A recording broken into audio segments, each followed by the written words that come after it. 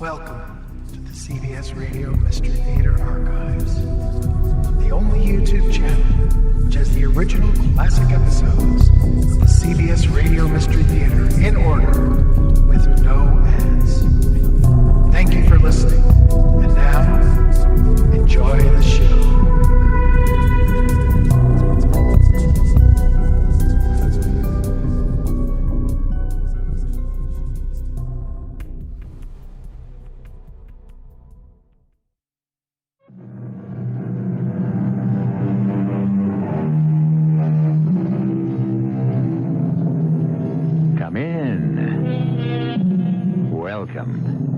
I'm E.G. Marshall. Our story is concerned with fear. What is fear? We know its symptoms, the chilled blood, the shortened breath. But what is the emotion itself, and where does it come from? Well, it is the anticipation of something that has not yet happened. It is the alarm our bodies set up to tell us we're about to be injured. All we really know is that the thing to be feared is not now. It's around the corner. Fear is the voice that says, "Watch out." The worst thing that can happen to you is to be born. Believe me. There you are inside your mother where it's dark and warm and safe. Then all of a sudden she decides she's had enough of you. She starts to get rid of you. No matter what you do, and of course there's nothing you can do, you don't even know what's happening. You're pushed out. Out into the cold, into the light, into the noise and clamor and chaos of living. And you never get over it. Never.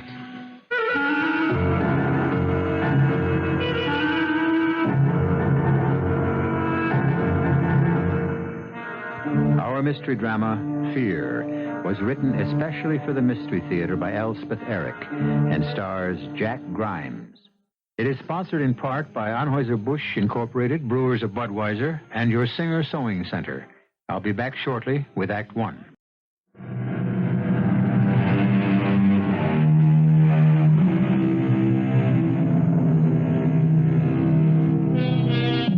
No one lives, has lived, or will ever live without fear. The rich, the powerful, the elite, you think they don't feel fear? I think they feel it constantly, because they are constantly on guard lest they be toppled from their positions. Well, the hero of this story occupies no such position. He is an obscure bank teller, close to middle age, and his name is Edgar Ellerby. But he, too, like the rest of us, is haunted by fear.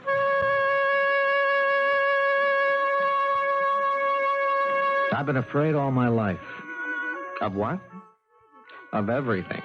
And I mean everything. When I was little and in school, I was afraid the teacher would call on me and I wouldn't know the answer. If I knew it one time, I was sure I wouldn't know it the next. If I asked a girl for a date and she turned me down, I was scared to death there was something repulsive about me that I didn't know about and couldn't correct. If she accepted, I was sure there was something awful about her. Even now, I can't mail a letter without worrying that I've forgotten to put a stamp on it or gotten the zip code wrong. You'll wonder why I became a bank teller. Well, there was something about having to account for money at the end of every single day. You can't go home unless you've balanced everything out. I thought that would be a calming influence. Going home every day knowing that it had all come out even and I was in the clear. And then one day it happened. I think I'm short. We all know you're short, Eddie. You just finding it out? I mean short my cash. How much, Eddie? $90. Oh, you're gonna catch it. God, don't be like that, Hilda. It can happen to anybody. It's never happened to me. You want me to count it up for you, Eddie? Oh, Mary Lou, would you? I've been over it so many times. Watch it. Here comes old Tupper. Uh-oh. Wait until he goes into his office. Right. Wouldn't do to have the manager find out you can't add. I'm tired, that's all. You just shut up, Hilda. Good afternoon, Mr. Tupper. Miss Grant? Mr. Tupper? Step into my office, will you, Ellaby? Now, Mr. Tupper? Right now. Afternoon, Mr. Tupper. Good afternoon, Miss Schwartz. What do you suppose he wants? He couldn't have found out I'm short in my cash. Of course not. I just found out myself. Bad news travels fast. Oh, Hilda, don't be so dumb. This is the first time he's asked to see me about anything. Eddie, maybe it's about a promotion. Did you ever think of that?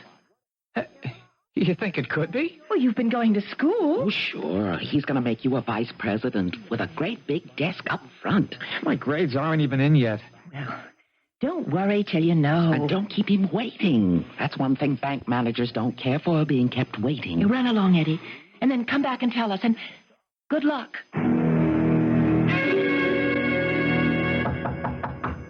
Come in. Yes, come in, Ellaby. Thank you, sir. Yes. Take a chair, Ellaby. All right. This is Detective Bradshaw. Bradshaw, this is Edgar Ellaby. Hello, Ellaby. Detective, Bradshaw. Bradshaw, very nice to meet you. Yes, sit down, Ellaby. Yes, sir. Thank you, sir. Well, I suppose you're wondering why Detective Bradshaw's here. Well, I'm wondering why I'm here. Well, I'll come straight to the point. One of our branches was held up this noon. Was? Held up? The one over by the river. That's terrible. Fella got away with $8,000. Gee, that makes me feel terrible. It happened about 12:15. 12:15. Gee, well, that's terrible. Guy walks up to one of the tellers, says, hand it over. Teller hands it over. Guy walks out, over, done with. Like that. That's awful. Where were you at that time, Ellerby? Well, me? Why, I was here. Oh, no, wait. You said 12:15? That's right. Oh, I was on my lunch hour. That's my lunch hour, 12 to 1. Do you mind telling us where you ate lunch? Which restaurant? Well, I don't eat in restaurants. I eat... Well, I mean, I bring my own lunch in a lunchbox, you know, sandwich, a piece of fruit, and... Where do you eat it? Well, sometimes in the park, but sometimes I eat it here. Where did you eat it today? Well, today it was so hot. Well, today I didn't eat in the park. I ate down by the river. Uh-huh. But nowhere near the bank. Nowhere near, but blocks from where that branch is, blocks from there. Mm-hmm. Anybody see him? Well, somebody must have. Who? Well, somebody. I went right down to the riverbank. I wanted to catch a breeze off the river if I could. I remember I thought of going out on one of the piers, but they were unloading a boat, so I didn't. I just sat down on the bank. So the guys unloading the boat didn't see you? Well, they might have noticed me. That they might have. Of course, they were pretty busy, but they... look, you don't think... You couldn't possibly think, or you... Well, you couldn't think that I... No, you couldn't think that. We are not thinking anything right at the moment. Yeah, but you must have a reason. I mean, why ask me where I was? I mean, why me especially? Well, we have a reason for that. You see, we have it on film. What on film? The holdup. The monitors are running all the time, Ellaby. Now, you know that. Yeah, I know that. Well, Mr. it's Tupper. all there. The holdup man shows up very clear. Oh, you think I might know him? Why don't we roll the film, Mr. Tupper? I can set up right here, if that's all right. Sure. And while you're doing that, I'm going to get a couple of other people in here who might help with the identification. Go right ahead. Back in a second. Who did he go to get? I don't know exactly. Do you need any help with that equipment? No, thanks. I'm pretty used to it. Oh. You specialize in bank holdups? They're part of my job. Not all of it, just part. I see. Interesting work, I imagine. How long have you worked for the bank, Elderby? Oh, a long time. 12 years. Here? This branch? No, I started downtown 5.5 years there. Then I came uptown. This branch? No, the river branch. Uh-huh. Yeah, but I left there 2 years ago and came over here.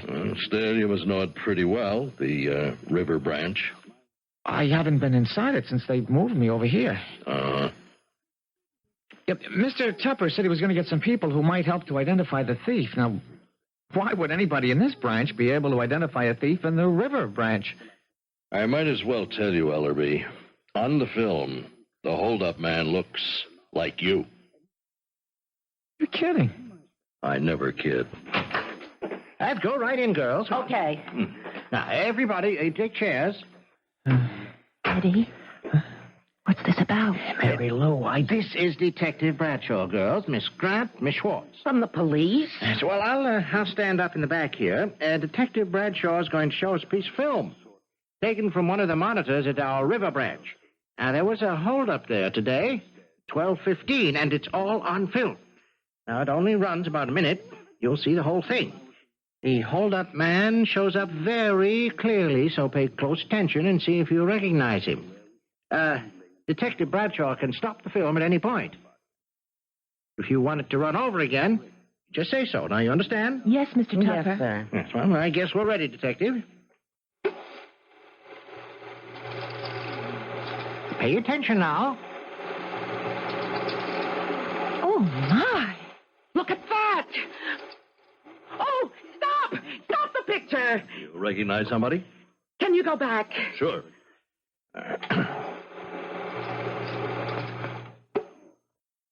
Here we go again. It's Eddie! Hilda. Eddie, it's you! You're sure, Miss Schwartz? I'd know him anywhere. Mary Lou!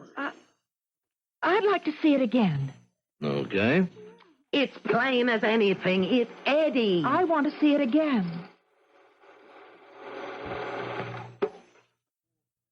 Here we go. Plain as day. Shut up, Hilda. Now, would you stop it, please? That's not Eddie. How can you say that? Eddie's not that tall. How's that? You can see that man's shoulders over the top of the counter. Mm-hmm. Well, if it was Eddie, you wouldn't be able to. You'd just see his head and his neck. Well, how do you know all this, Miss Grant? Well, Mr. Ellerby is 5 feet 1.5 inches tall. And the counter is 4 feet 4 inches high, so standing at the counter, you'd see only as far as his shoulders. You wouldn't see his shoulders at all. What's your height, Ellerby? 5 feet 1.5. You won't mind if I check that later? No, not at all. And of course, I'll check the counter, too.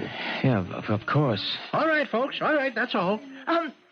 I'd like to say something else, Mr. Tupper. That is all, Miss Grant. Anybody who thinks that Mr. Ellerby would rob a bank is crazy. Miss Grant, we are just investigating possibilities. Well, Mr. Ellerby is not a possibility.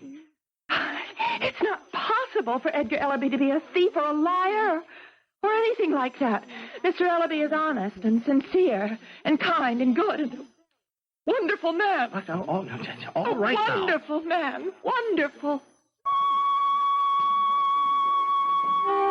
I just sat there. I couldn't believe what had happened. And I couldn't believe what was happening. I couldn't believe that a man who looked like me had robbed a bank and taken $8,000. I couldn't believe that a camera had taken a picture of the whole thing. And I couldn't believe that Mary Lou Grant thought I was a wonderful man.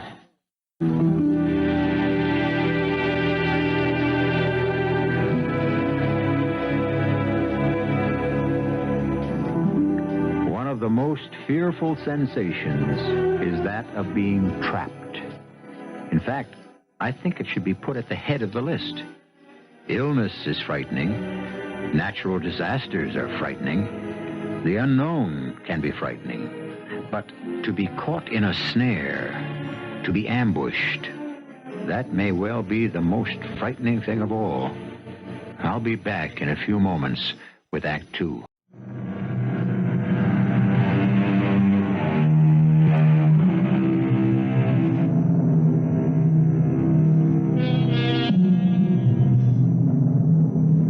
Edgar Ellerby has come under suspicion of robbing the bank for which he works, though at a different branch.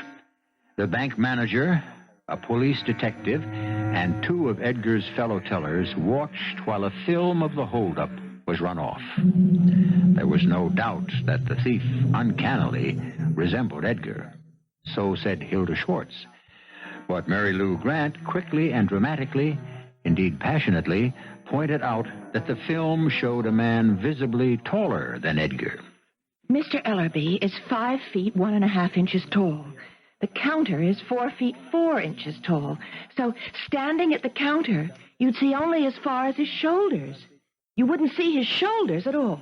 You'd only see his head and his neck. What's your height, Ellerby? 5'1 1/2". You won't mind if I check on that? Not at all. Anybody who thinks Eddie Ellerby would rob a bank is crazy. Mr. Ellerby is honest and sincere and kind and good and a wonderful man. That will be all, Miss Grant. A wonderful man, wonderful. Mary Lou had tears in her eyes when she and Hilda and I left Mr. Tupper's office. It was the first time in my life that I'd been in trouble of any kind. And it was the first time in my life anyone had shed tears because of me. Don't worry, Eddie. It'll all come out all right. I hope so. Believe me. I'll try. You got to admit, the man on the film looks like you. I know. Looks exactly like you. I know. Same nose, same eyes, same upper lip. Hilda, you know Eddie didn't do it. Then it was his doppelganger. His what? His doppelganger. His double. I've got a double? Everybody has. Didn't you know that? Sometimes it's a ghost. Well, a ghost wouldn't hold up a bank. How do you know what a ghost would do? Well, I guess I don't. Sometimes the ghost doesn't just look like the human double. He sounds like him, too. Well, the film doesn't record the sound, just the picture. But the teller at the river branch might remember the voice. And it might turn out to be your voice, Eddie. Oh, shut up, Hilda. Sometimes people see their own doppelgangers. Scary, huh? Very scary. But you can't get away from the fact that the hold-up man was taller than Eddie. 2 or 3 inches taller. Sometimes doppelgangers float above the ground. Didn't you know? Why is that? Because they're ghosts, little man. Well, I'm going home. It's been quite a day. So long, everybody. Goodbye, Hilda. Yeah, see you tomorrow. Probably. What does she mean, probably? Oh, Eddie. Does she think I'll be arrested? Does she think I'll be in jail? Of course not. Then what? What does she think? Never mind what Hilda thinks. Listen, Eddie. I found the $90. What $90? The $90 you were short. It was a mistake in a deposit slip. Oh, I should have caught it. Never mind, I caught it. Oh, Mary Lou, what... Eddie, I don't think that you should be alone tonight. Why don't we have dinner together? Wouldn't that be a good idea? I guess it would at that. Do you want to come to my place? Well, I prepared a meatloaf this morning. It's in the fridge. Do you like meatloaf? I love meatloaf. I make it with oatmeal. Oh, it's interesting. I soak the oatmeal in milk first. Let's go to your place and have meatloaf. And I have broccoli. Oh, wonderful. Come on, let's go.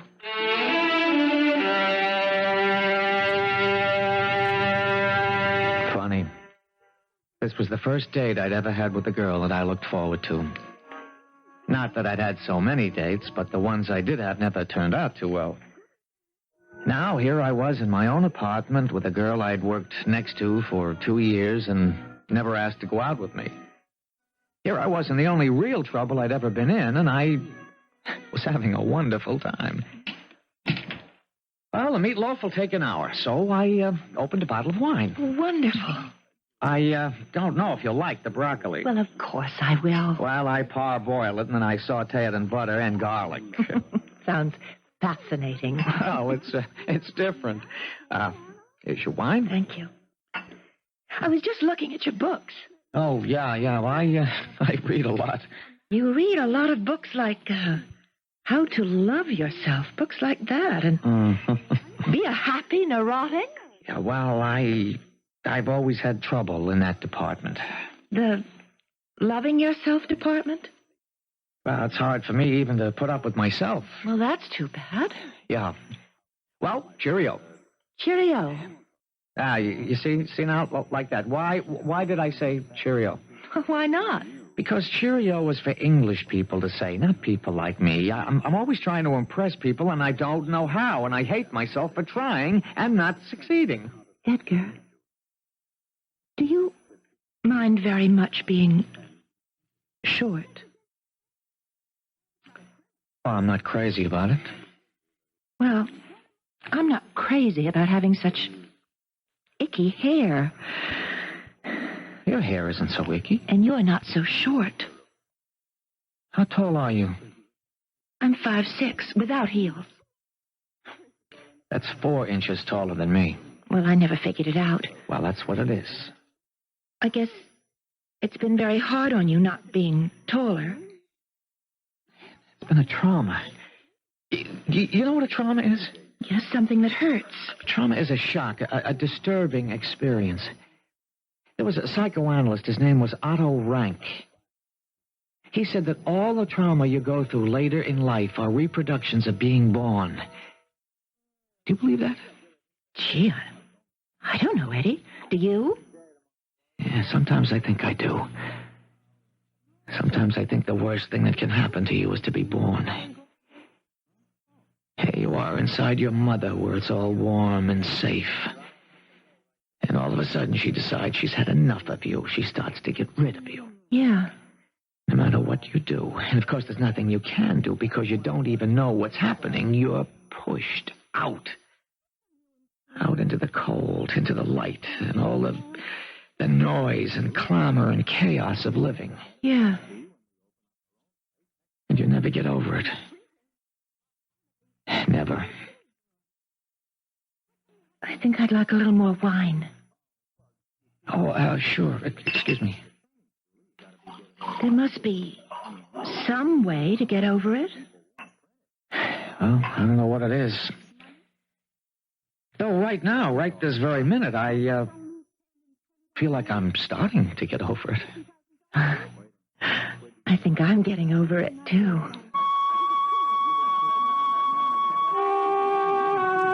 She liked the meatloaf. And she liked the broccoli. And we had melon for dessert, and she liked that. After dinner, we each had a brandy with our coffee. I was feeling just wonderful. I couldn't stop talking. I tried, but I couldn't stop. It's like a disease with me, trying to be something. Because I feel like I'm nothing. Sometimes I look at myself in the mirror just to be sure I'm there, that I haven't evaporated or dissolved or disappeared. Oh, Eddie. I want to show you something. You stay right there and I'll get it. I've never shown this to anybody in my whole life. I never thought I would show it to anybody because it's so silly, but I don't know. Tonight I feel like it. Well, what is it? Oh, now you just wait, you see. You just wait. It's so silly. There. What do you think of it? What is it? It's a top hat. What? A top hat.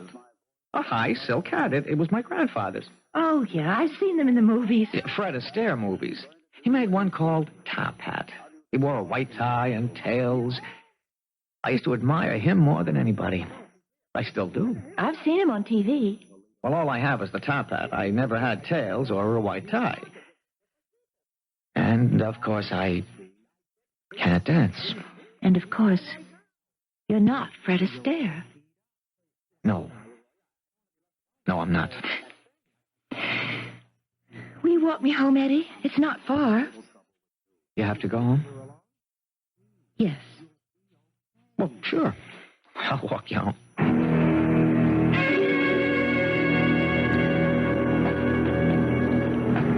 You say you're 5'6"? Without heels. You're not scrunching down. Not what? Well, you're not trying to be shorter.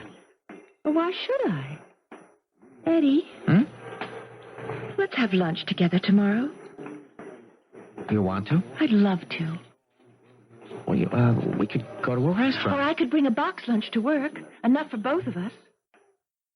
Would you really like to do Oh, that? I'd love it.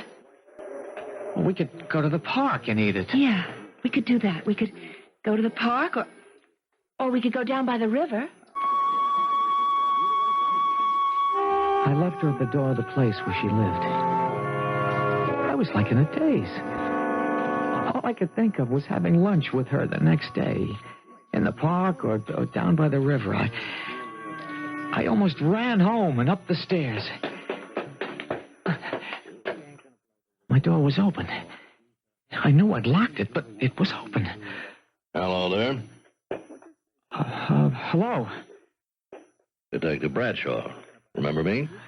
Yeah, from this afternoon, Mr. Tupper's office. That's right.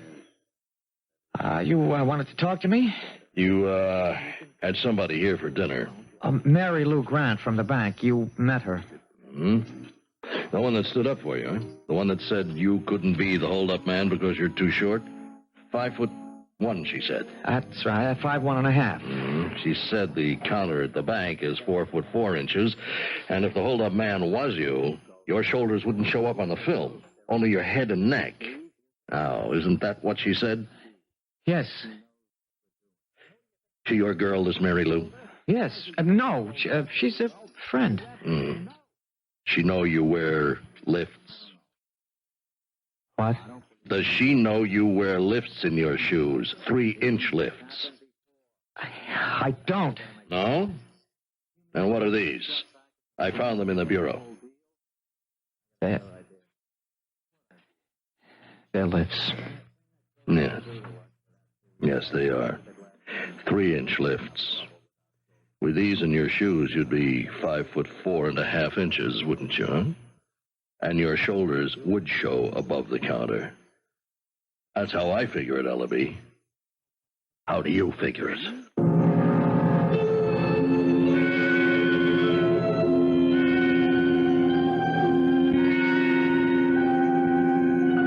Just when the blood has cooled, just when the knots in the stomach have come untied, just when the breathing has slowed down, just as the world has begun to look friendly and life-inviting, just at that very moment, fate can strike a man down with a heavy mallet of fear.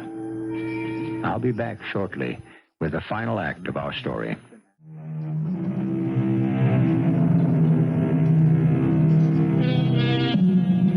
Edgar Ellerby, who stands 5 feet 1.5 inches, seemed to be cleared of a bank holdup when it was pointed out that a man of that stature could barely see across the teller's counter. After an intimate dinner with his friend and defender, as well as fellow teller Mary Lou Grant, Edgar returned home to be confronted by Detective Bradshaw, who had discovered a pair of 3-inch lifts, clearly meant to be inserted in Edgar Ellerby's shoes in order to increase his height. Now it is the following day, noontime, in fact. It's nice here by the river. I brought fried chicken and 3-bean salad. You like 3-bean salad? Well, I never had any. Oh, it's very good. Mary Lou, everything's changed since last night. After I walked you home, after one of the nicest evenings I ever spent. It was nice, I thought. Telling you about me wanting to be like Fred Astaire, showing you my top hat. I never wore it, you know. I just kept it, kind of a symbol of an old dream. Yeah, but what good are old dreams? What good are symbols, especially symbols of old dreams? Like the lifts. Lifts? What are lifts? Things men put in their shoes to make them taller. Look taller. When I first met you and I realized that you were 5'5" at least, and I dreamed of taking you out, even dancing with you. I thought if I had 3-inch lifts in my shoes, you wouldn't mind dancing with me.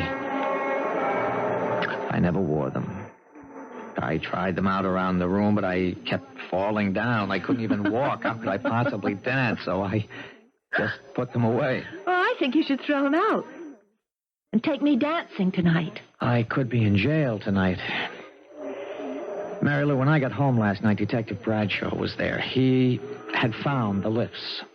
So now he thinks the hold-up man could have been me. You have to admit the man on the film looked exactly like me. No, he didn't have your expression. Well, I imagine your expression changes when you're holding up a bank. Oh, Eddie. Well, you had enough to eat. I wasn't very hungry. All right, well, why don't you pick up the trash and throw it in that trash basket, and I think I'll just walk out on the pier and take one last look at the river. I started putting the chicken away and the 3-bean salad. I felt so bad. I looked at Mary Lou standing at the end of the pier. She was so slim, so graceful, so pretty, and so tall. Still, she'd asked me to take her dancing. Was it possible she didn't mind being 4 inches taller than me?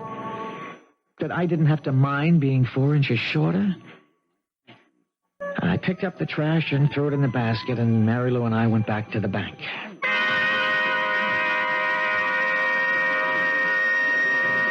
The late lunch people are thinning out. Yeah.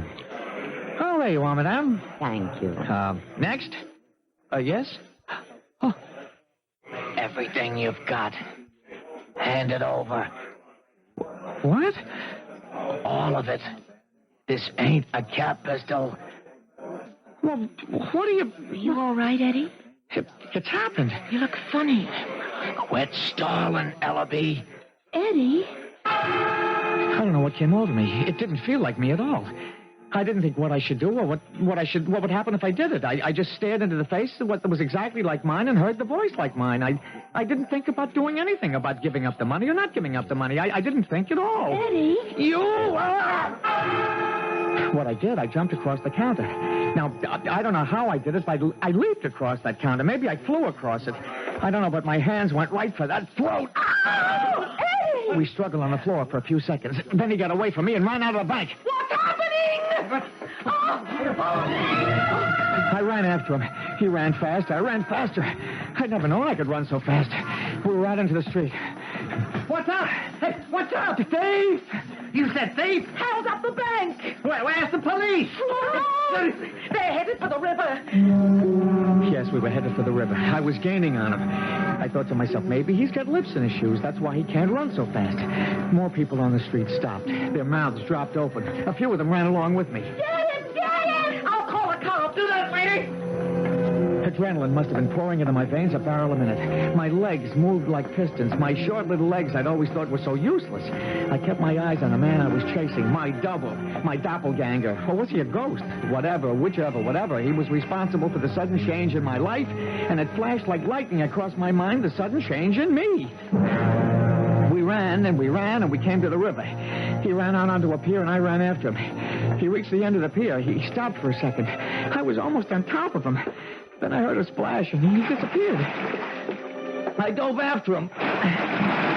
Under the water, I opened my eyes. I was desperate to get a look at this imposter. He was starting to seem to me. I was so anxious to see him, I forgot I couldn't swim, but then a pair of strong arms went on my neck, and dimly through the water, I heard a familiar voice. Relax. Don't fight me. Just go limp. That's it, White. Just let your head fall back. Okay. I've got you. It was Detective Bradshaw. He told me to shore and up on the bank. I was so surprised to see him and so happy. I tried to thank him, but he wouldn't listen. Yes, I'll be around later, Ellery. Now, the police car is going to drive you home. You just take a hot bath, crawl into bed. Try to relax, little fella. You done good. I didn't mind that little fellow bit. I liked him saying, you done good.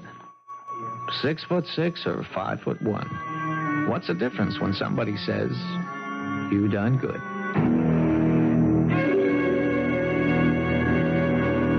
I went home and took a hot bath and laid down on the bed and thought, what a nice feeling not to be afraid anymore. Not really because I'd run after the bank robber, but more because I'd found out that I'd had it in me to do something like that. I thought about it till I fell asleep. A couple of hours later, the phone rang.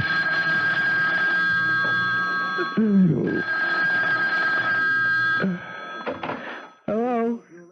Mr. Tupper here, Ellaby. Are you all right? Oh, yeah, I'm fine, Mr. Tupper. I wonder if you'd mind coming down to the bank. What? Oh, did they find the robber? No, not yet. They're dragging the river. Oh, maybe he swam to the other side. Nobody saw him do it. Maybe he swam downriver. Well, the current's pretty strong there. I don't think he'd make it. Oh, maybe he got washed out to sea. Yeah, maybe. We'll see you at the bank, Ellaby, about half an hour. I'll be there, Mr. Tupper.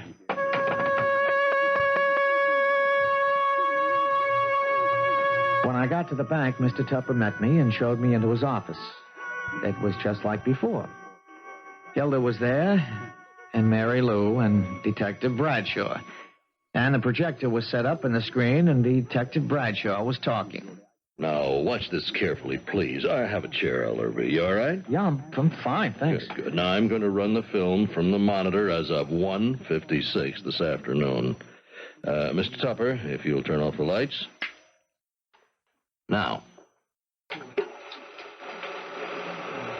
That's Mr. Potter. He made a deposit. That's Mrs. Connor. She cashed a check, $50. Oh, here's where the man... Right here. Wait, stop. Where is he? Want me to go back? Please.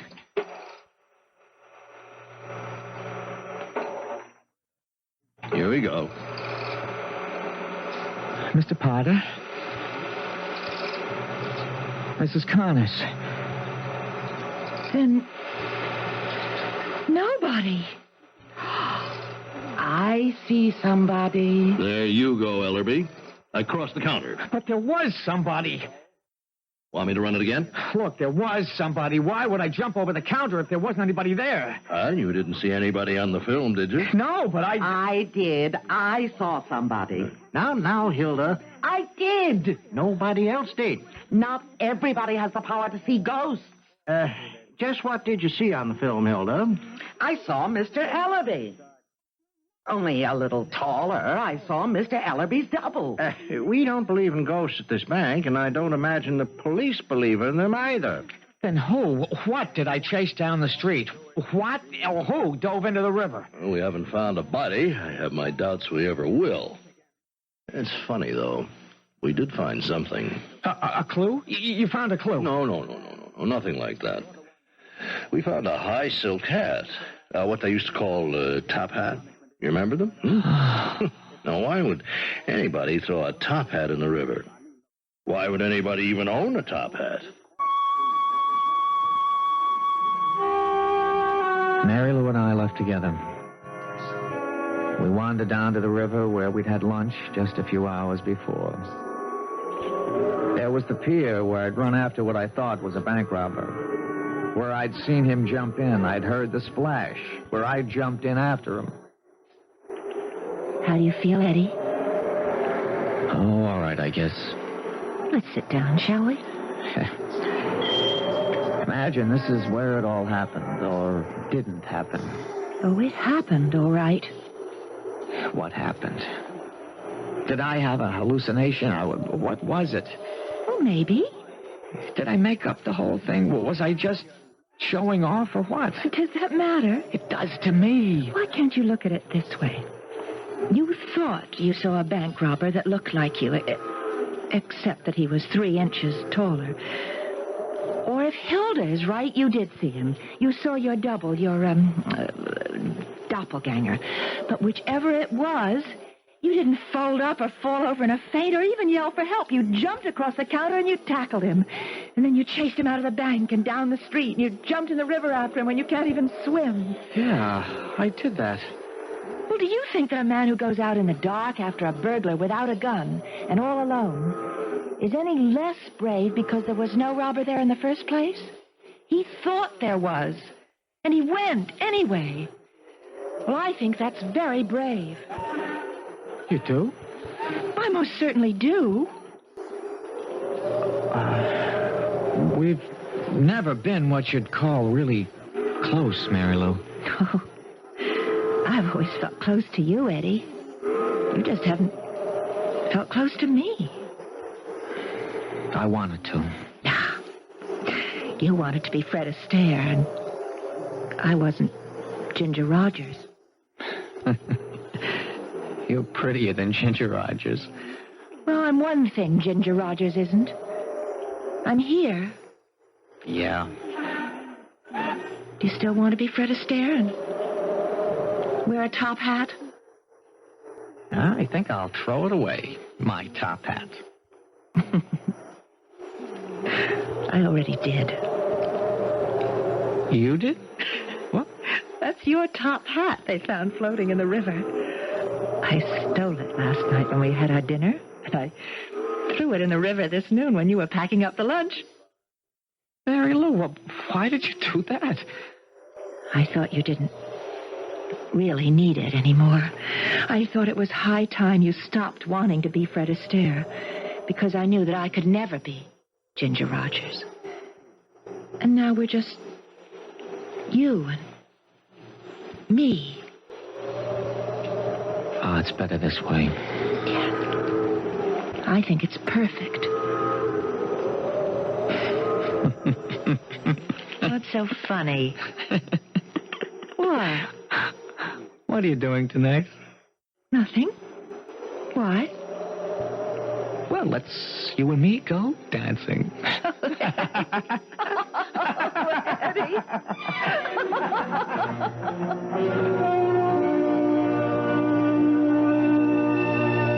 Fear means paralysis. Fear means the inability to act. Fear means being stopped in your tracks. Fear means being helpless as an infant. Fear is the enemy of life. Yet, as we have seen in the case of Edgar Ellerby, the paralysis can be broken. The ability to act can be restored. We can overcome helplessness and move in our tracks. So the real enemy is not fear itself, only the fear of fear. I'll be back shortly.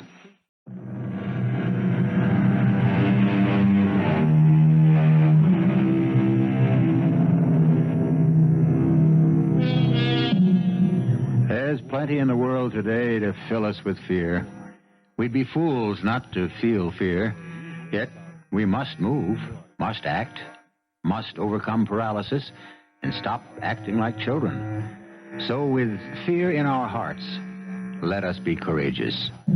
Haunted by dread, let us dare to look around the corner, see what's there, and whatever it is, deal with it the best we can. For all we know, it may be a ghost as frightened as we are. Our cast included Jack Grimes, Marian Seldes, Jane White, and Earl Hammond.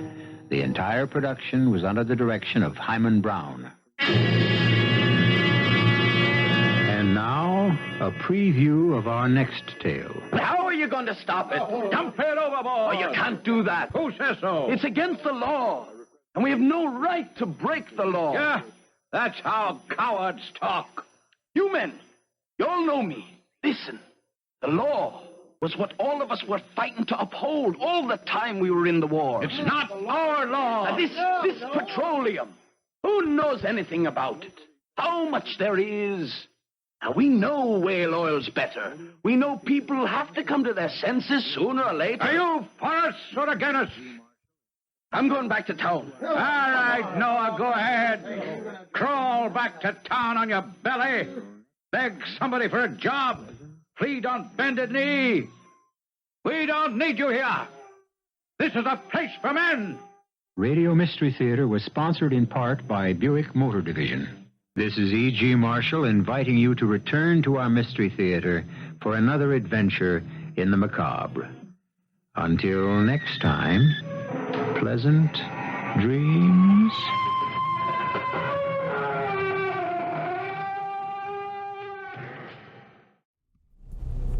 I hope you enjoyed this episode of CBS Radio Mystery Theater.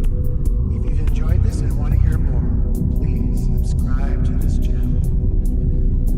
visit my other YouTube channel by searching Mr.